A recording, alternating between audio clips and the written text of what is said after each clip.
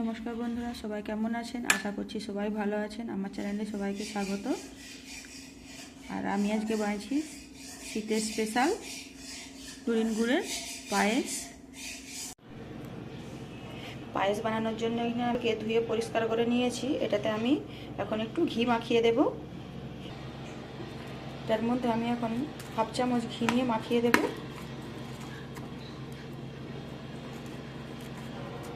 তাতে পায়েসের স্বাদ খুব ভালো হবে। সব চালটাতে এখানে আমি ঘি মাখিয়ে দিয়েছি। আর এখানে আমি দুধ গরম বসিয়ে দিয়েছি। আমি এখানে 700 দুধ গরম বসিয়েছি। এটা লিকুইড দুধ, বাকিটা পাউডার দুধ দেব। তো এটা ফুটে উঠেছে, এখন আমি চালটা এর মধ্যে দিয়ে দেব।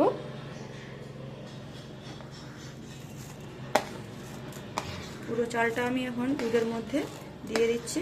দিয়ে চালটাকে আগে ভালো করে সেদ্ধ করে নেব।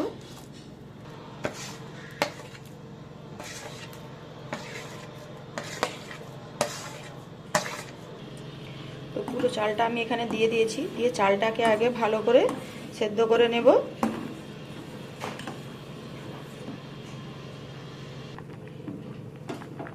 দুধের মধ্যে চালটা ভালো করে প্রথমে সেদ্ধ করে নিতে হবে। আর মাঝে মাঝে এরকম করে হাতা দিয়ে গুলে দিতে হবে, নাহলে নিচে বসে যাবে।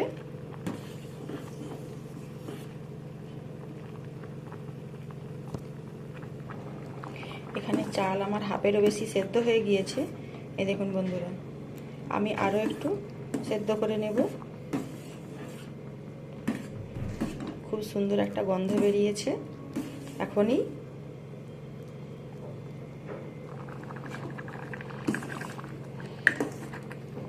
এটা আমার গাঢ় চাপ চাপ হয়ে এসেছে।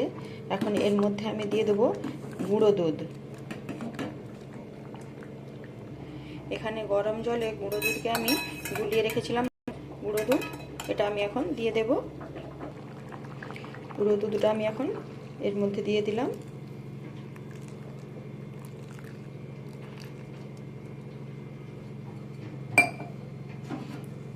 দিয়ে ভালো করে মিক্স করে নেব।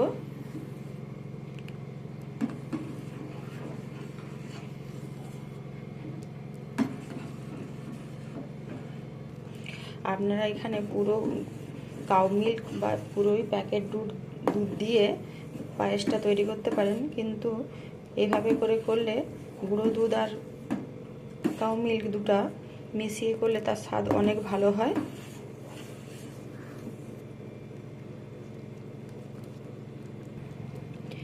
এখানে চালটা আমার সব সেদ্ধ হয়ে গিয়েছে, দেখতে পাচ্ছেন।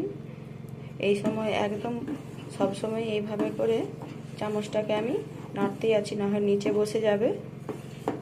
আর একটু ভালো করে সেদ্ধ করে নেব। আমি কিন্তু দুধের মধ্যে কোনো রকম এলাচ বা ড্রাই ফ্রুটস কিছুই দিইনি, কেননা আমি আজকে পায়েসটা বানাবো নলেন গুড় দিয়ে। নলেন গুড়ের নিজস্ব একটা স্বাদ থাকে, সেই জন্য আমি এইসব কিছুই দেইনি।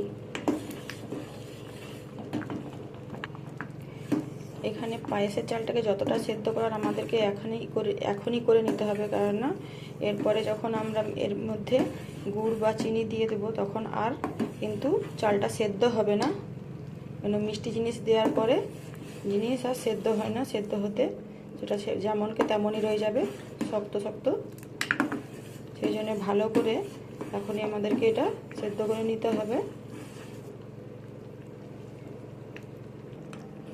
এখানে আমার পায়েসের চাল একদম ভালো করে সেদ্ধ হয়ে গেছে, দেখতে পাচ্ছেন বন্ধুরা। একদম সেদ্ধ হয়ে সব চাল গলে গেছে। এখন আমি এর মধ্যে দিয়ে দেবো নলেন গুড়। এখানে আমি নিয়ে নিয়েছি নলেন গুড়। নলেন গুড়টাকে আমি টুকরো টুকরো করে কেটে নিয়েছি, আর একটু টুকরো করে কেটে নেব। তো নলেন গুড়টাকে ছোটো ছোটো করে টুকরো করে আমি এখানে কেটে নিয়েছি। এবার এই গুড়টাকে আমি পায়েসের মধ্যে দিয়ে দেবো।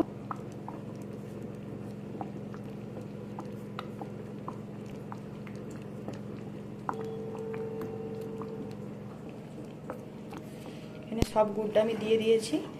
দিয়ে ভালো করে মিক্স করে নেব।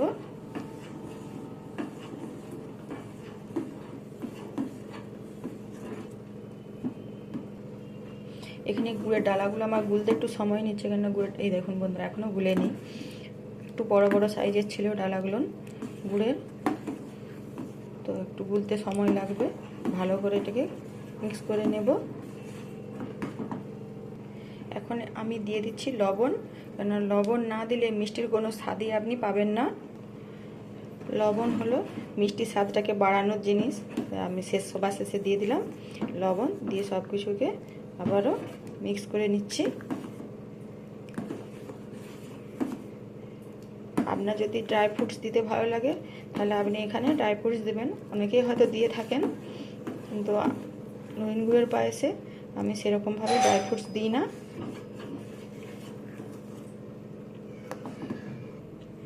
আমার পায়েস একদম রেডি। এখানে দেখতে পাচ্ছেন কতটা সুন্দর হয়েছে, আর যা দারুণ সুন্দর গন্ধ উঠেছে।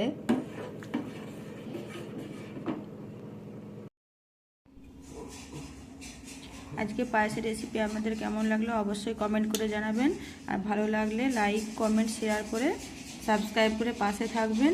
সবাই ভালো থাকবেন, সবাই সুস্থ থাকবেন।